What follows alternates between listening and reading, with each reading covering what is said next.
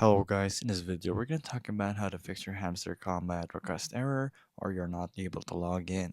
So basically right here I want you to actually just block the Hamster Kombat so it will reset basically, and then you're going to start fresh from the beginning.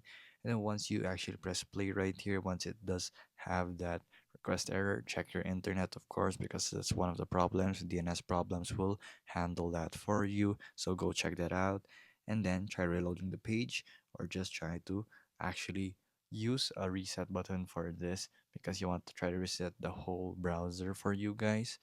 And basically Hamster Combat request error is gonna pop up more frequently because Hamster Combat has already launched their airdrop, and it's pretty pointless to actually just log in right here unless you haven't withdrawn your profits from the airdrop that they already did.